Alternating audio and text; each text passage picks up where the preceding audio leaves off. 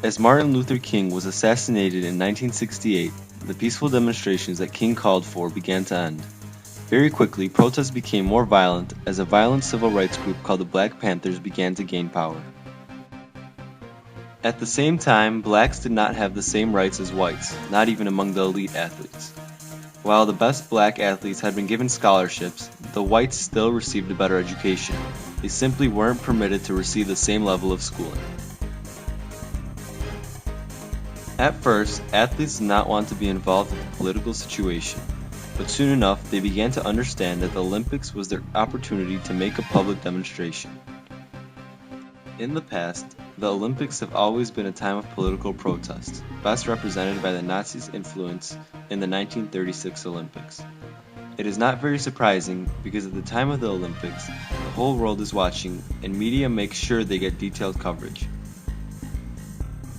The Olympic Project for Human Rights encouraged black American athletes to boycott the 1968 Olympics to demonstrate the mistreatment of civil rights.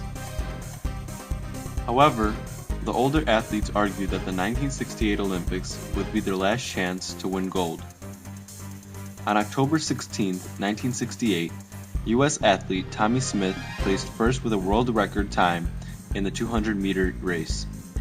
In second came Peter Norman, an Australian athlete, and in third place came U.S. athlete John Carlos. At the podium, the two U.S. athletes wore black socks but no shoes to represent black poverty. Tommie Smith also wore a black scarf, while Carlos wore a necklace with beads for those who had been lynched in the past. All of the men, including Peter Norman, wore Olympic Project for Human Rights badges. While John Smith brought black gloves, Tommy Carlos forgot his. Norman then suggested that one of them wears the left-handed glove and the other the right-handed one. Then, the two African American athletes raised their hands suggesting a Black Power salute while the Star-Spangled Banner played. Now here's Mr. Conroy with his recollection of the 1968 Olympics. And there was a lot of anger from the African American community about the fact that the changes were not happening at a rate that seemed reasonable. Obviously, there was a lot of anger on the part of racists who were not happy about the fact that the changes were being made in the first place. And so you had a very volatile mix at that time that was exacerbated by the Vietnam War and the fact that there was a disproportionate number of young men of color who were fighting in the Vietnam War, who were being drafted into the Vietnam War because a lot of the white kids had college deferments that were keeping them out of the draft. And so Tommie Smith and John Carlos were making a statement on the podium to indicate their dissatisfaction with the continued white hegemony that had been basically the MO of the United States since the earliest stages of the Republic. And they decided after they came in, I believe, first and third in the 100-yard dash, was it, I believe? 200. The two.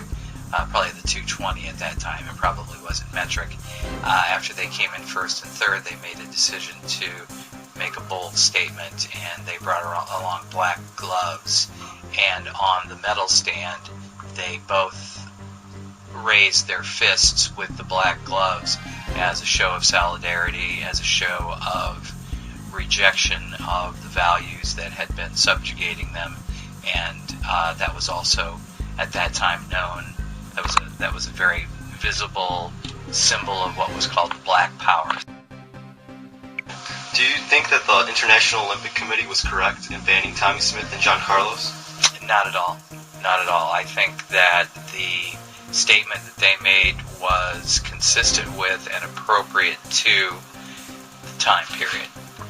It was something that they felt they needed to do. A lot of people felt that it was inappropriate, that you shouldn't bring politics into the Olympics. But as we well know, just a few years later, the United States and the Soviet Union brought politics into the Olympics through threatened and actual boycotts. So it's a bit hypocritical of people who in 1968 to complain about politicizing the Olympics, and then the very same people went way overboard in terms of politicizing the Olympics just a few years later. So personally, I thought it was a very powerful statement. I remember that I was 14 at the time, and I grew up in a neighborhood and in a family that, quite frankly, was rather racist. And I remember that virtually everybody that I knew was horrified and appalled.